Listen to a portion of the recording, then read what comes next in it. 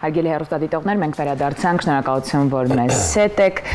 SafeU-ն անվճար հավելված եւ վեբ հարթակ է նախատեսված պաշտպանելու կանանց եւ աղջիկներին բռնությունից, ինչպես նաեւ իրազեկելու հանրությանը գենդերային հիմնախնդիրների վերաբերյալ։ Ավելի մանրամասն այս հետաքրքիր նախաձեռնության մասին կխոսենք մեր գեղեցկուհի հյուրի հետ, SafeU հարթակի հիմնադիր տնօրեն Մարիամ Թորոսյան։ Լույս առավոտի, շնորհակալություն, որ առավոտը կիսում եք մեզ հետ, շատ շքեղ եք, շատ լուսավոր եք։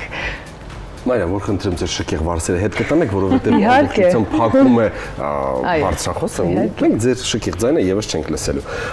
App, որը որ ներողություն անդրադարձել է նույնիսկ Forbes ամսագիրը։ Այո։ Բրավո։ Կակ է դա, ինչպես սկսենք այդտեղից։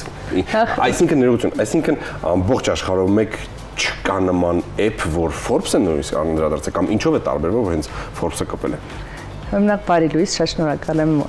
ինձ հյուրեն կալելու համար։ SafeU հավելվածը, այո, իր ձևի մեջ կարելի ասել առաջինն է, որ այս խնդրին անդրադառնում է երկու հարթակներում, ուղղություններով, այսինքն եւ կանանց աղջիկների համար է, եւ նաեւ բավականին խորը լուծում է կառավարությունների տարբեր ծառայություններ մատուցող կազմակերպությունների համար, այսինքն ինքը եւ ինստիտուցիոնալ նշանակություն ունեցող տեխնոլոգիա է, հարթակ, եւ նաեւ բջջային հավելված է, որ ըստեյության գտնվում է այն մարդու ձեռքում, ով այդ ծառայությունների եւ այդ աջակցության կարիք ամենաշատը ունի, եւ Forbes-ի անդրադարձը ավելի շատ երևի հենց նրա մասն էր, թե ինչպես է SafeU-ն փրկել կյանքեր եւ թե ինչ բավականին մեծ պոտենցիալ ունի աշխարհում այս խնդիրը լուծելու համար։ Խնդրեմ։ Այսինքն SafeU-ն չի գործում միայն Հայաստանում, այդ app-ից օգտվում են տարբեր երկրներում, ճիշտ հասկացա՞մ։ Այո, SafeU-ն այս պահին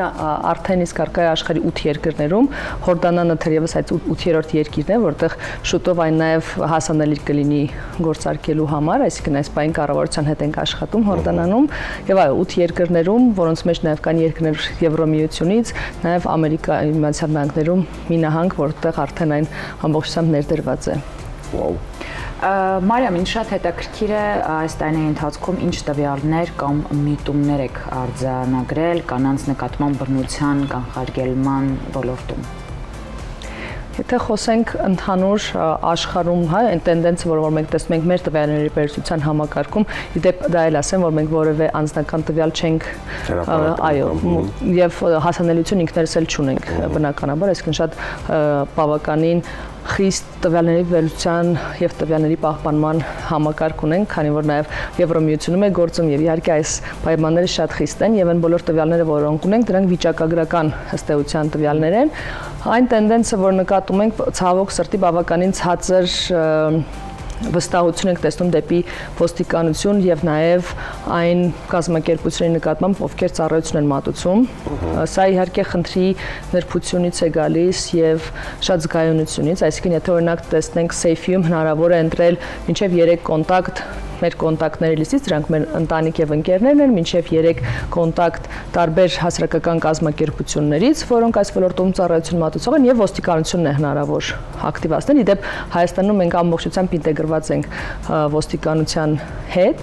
եւ սեղմելուն պես այն ուղարկվում է բոլոր 7 ուղություններով, թե որտեղ է գտնվում, որ վտանգի մեջ է եւ սկսում է ցայնագրել, թե ինչ է կատարվում քո շուրջ 1 րոպե տևողությամբ, որ միայն ոստիկանության դեպքում ուղիղ ուղարկվում է իրենց, որպեսզի մինչև դեպքի վայր հասնել արդեն ունենան ապացույց եւ տեղեկություն, թե ինչ է կատարվում։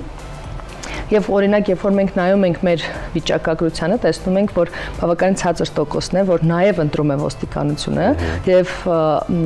որոնք ընտրում են նաև հասարակական կազմակերպություն եւ արդեն իսկ ահազանգված դեպքերի ել ավելի փոքր տոկոսն է, որ նաև ընտրված է եղել ոստիկանությունը, այսինքն մինչեւ 10% է միայն, որ ընտրում են, հա, եւ շատ ավելի ցածր տոկոսն է, որ գնում է նաև ոստիկանություն, այսինքն այստեղ մենք տեսնում ենք, որ մարդը մարդուն է դիմում եւ այն համակարգերը, որոնք ըստ էության ստեղծված են մարդու համար, չնայած որ հասանելի են, բայց այստեղ բավական շատ աշխատանք ունենք իրազեկելու, վստահության կամուրջներ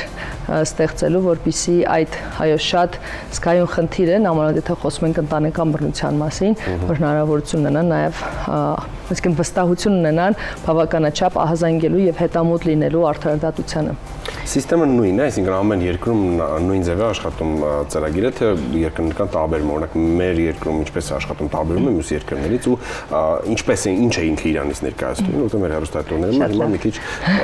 բանակա պաշտոնակ դուք նշեցիք 3 կոնտակտի հնարավորություն, դա առաջին քայլերից մեկն էր։ Այո, դա ուրեմն հավելվածը ընդհանուր առմամբ երկու մասից է բաղկացած, մեկը ամբողջությամբ նվիրված է մեր անվտանգությանը, անվտանգությունը դարձնելու ավելի հասանելի մեզ համար, կլինի դա տանը, փողոցում, այսինքն սա իհարկե ոչ միայն ընտանեկան բռնության համար ստեղծված լուծում է, այսինքն սա ընդհանուր առմամբ մեր անվտանգության համար է։ Եվ նաև մյուս հատվածը ավելի շատ վերաբերում է տեղեկատվություն ստանալուն, տարբեր կազմակերպությունների մասին, նաև կան տարբեր թեմատիկ խմբեր, քննարկման խմբեր, որտեղ անոնիմ կերպով կանայք ներգրավում են տարբեր այդ ֆորումներում, եւ կան հոգեբաններ եւ իրավաբաններ, բժիշկներ, ովքեր որ ներգրաված են եւս այդ ֆորումներում, ովքեր անվճար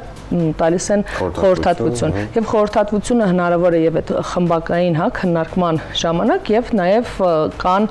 հատուկ, այսպես ասենք, սենյակներ, առանձնասենյակներ վիրտուալ, որտեղ որ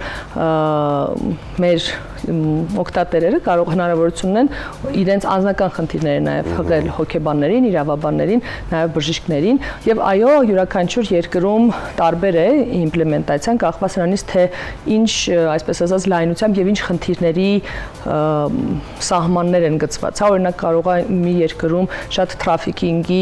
վրա բավականին մեծ նաև ֆոկուս ունենանք կամ հնարավոր է որ այդ երկրում կոնկրետ մենք ուկրաինացի օրինակ կանանց խնդիրներով ենք զբաղվում Ռումինիայում եւ Լեհաստանում եւ այդտեղ թեմատիկ առումով տարբեր կարող են լինել կամ կարող են լինել շատ ֆունկցիաներ, որոնք հասանելի կլինեն մեկ երկրում եւ մեկ այլ երկրում հասանելի չեն լինի։ Եվ բնականաբար դե լեզուներն են, այս պահին 16 լեզվով է գործում հավելվածը եւ ըստ էության այդքան տարբեր լեզվական խմբերի է աջակցություն ցուցաբերում։ Այո, յուրաքանչյուր երկրում կարելի ասել այլ փորձառություն է ունենում մարդը հավելվածի հետ առնչվելուց եւ տարբեր ծառայություններ է տեսնում եւ նաեւ հավելվածում մենք ունենք տարբեր հետազոտողական, այսինքն մենք տարբեր հետազոտողական ինստիտուտների հետ ենք նաև աշխատում, համալսարանների եւ ըստ այդմ էլ հավելվածի մեջ ունենք հարցումների հատված, որը մեզ հնարավորություն է տալիս ավելի խորը պատկերացում ձևավորել, սկսած կնոջ վերարտադրողական առողջության մասին, վերջացրած տարբեր խմբերի մասին, ովքեր օրինակ բռնի տեղահանված կանանց խնդիրներին վերաբերող կամ on-line անվտանգությանը վերաբերող եւ թերևս այդ on-line անվտանգությանը վերաբերող խնդիրների ճանաչումներ, որ մեզ հնարավորություն տվեց, որ մենք նոր լուծում ստեղծենք, որը ամբողջությամբ նվիրված է հենց on-line անվտանգությանը, որը եւս ցավոք սրտի շատ արդիական մեծ խնդիր է դարձել։ Մարիամ, տարօրինակ աշխատելով զգայուն թեմաների հետ, ինչ պատմություն կամ դեպք է ձեզ ամենաշատը համոզել, որ ձեր աշխատանքը իսկապես փոխում է կյանքեր։ 2020 թվականին ենք ստեղծել հավելվածը մեր կոവിഡ്ի ժամանակ եւ մի քանի ամիս գործարկելուց հետո սկսվեց նաև պատերազմը եւ շատ ծանր շրջան ենք անցնում ամբողջ թիմով, մեր ծրագրավորողներից շատերը գտնվում էին պաշտպանության դիրքերում եւ այսպես չի ասի, որ մոտիվացիան պակասել, բայց բնականաբար մենք այլ խնդիրներով ենք այդ ժամանակ տարված որպես հայ եւ այդ ժամանակ նաև հավելվածը առաջին երկիրը, որտեղ կարողացանք, այսպես ասած, արտահանենք, եղավ Վրաստանը եւ Վրաստանից ինձ վերացերենով այսպես միած սկրինշոթ ուղարկեցին այնտեղի մեր իրավաբաններից ասեցի ես ինչա որտեղ վրացերենով էր եւ տեսա որ հարյուրավոր մարդիկ տակը գրել են եւ engagement-ներ կան եւ մի կին էր, որը պատմում էր, թե այդպես էլ սկսվել էր, որ Սեյֆին փրկել է իմ կյանքը եւ նկարագրում էր դեպքը, թե ոնց է իր նախկին ամուսինը հարձակվել իր 3 տարեկան աղջկա վրա ցանկանալով նրանց սպանել, բայց քանի որ այդ կինը 2 օր առաջ գնացել էր իրավաբանի մոտ եւ իրավաբանը ասել էր, որ ներբեռնիր հավելվածը, ընտրիր ինձ որպես անձնական կոնտակտ, ընտրիր այս կազմակերպությանը որպես քո կազմակերպություն եւ ոստիկանությունը ակտիվացրում երբ որ նա հարձակվել էր, մինչև որ հեռախոսը կարողացել էր իր ձեռքից այսպես խլել, հասցրել էր սեղմել Սեյֆյուի անվտանգության կոճակը, ինչը նա նաև չէր հասկացել, որ բռնարարը որ նման բան է հասցրել անել, եւ շատ արագ րոպեների ընթացքում այդ էկո համակարգը աշխատել էր, մեկը մյուսին էր զանգել եւ ոստիկանությունը շատ արագ տեղ էր հասել եւ ըստ էության կանխարգել էր այդ դժբախտությունը եւ ավելին այն ձայնագրությունը, որը ձեռք էր բերվել այդ 1 րոպեվա ընթացքում Սեյֆյուի միջոցով դատարանում ներկայացվել որպես շրջադարձային ապացույց, ապացուցելով, որ այո, դա եղել էր սպանության փորձ։ Եվ այս դեպքը, որ ստացանք ճիշտն ասած, այդպես թիմի հետ էլ նույն օրը բնականաբար կիսվեցի եւ մենք հասկացանք, որ գուցե այդ պահին շատ ուժ չունենք մեր երկիրը պաշտպանելու, բայց հասկացանք, որ ինչ որ միտեղ, ինչ որ մեկի համար փոփոխություն ենք բերել եւ նման դեպքեր հետո շատ շարունակվեցին, բայց ես կասեի, որ այս մեկը նաև շրջադարձային էր մեզ համար, հասկանալու, որ մենք ունենք այդ, այսինքն տեխնոլոգիաները եւ նորարարությունները կարող են եւ պետք է ծառայեն մարդկությանը եւ նման խնդիր են եւ հասկացանք, որ այո, մենք ունենք այդ ուժը ստեղծելու եւ շարունակելու անել ինչ որ անում ենք եւ հետո արդեն սկսեց այլ երկրներում տարածվել հավելված։ Եւ թերևս հնչեցնեմ վերջին հարցը, եթե այս պահին մեզ լսող կամ դիտող որևէ կին օգնության կարիք ունի, այն ամենակարևոր ուղերձը, որ կցանկանայիք փոխանցել նրան այս պահին։ Ես կասեի, որ ես հասկանում եմ, որ եթե կարող եմ ասել դու գտնվում ես շատ ծանր վիճակում, շատ հաճախ նման իրավիճակում գտնվելը բավականին նաև մենակության զգացում է իր հետ բերում։ Ես կուզեմ ասել, որ դու մենակ չես առաջին հերթին եւ այո, դա մի երկար ճամփորդություն շատ հնարավոր է, որ հենց այս պահին դու դեռևս պատրաստ չես դիմել օգնության,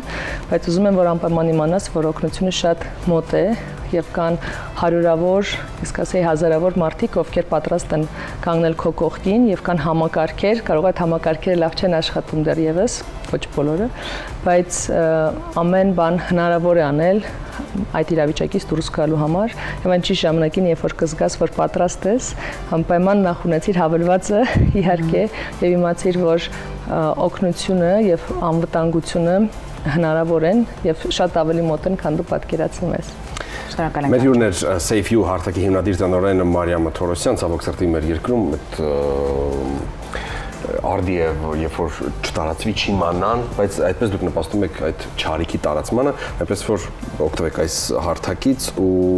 բոլոր շատ հարցերի պատասխաններ կստանաք, ամենակարևոր խորհրդատվություն գոնեք այդ ամեն։ Շնորհակալ ենք շատ։ Ձեզ լավ որ ու սա այն թեմաներ, որի մասին պետք է ավելի երկար խոսել, հուսով եմ մենք ձեզ կրկին կհյուրընկալենք։ Այսօր լուսարոտին ավարտվեց,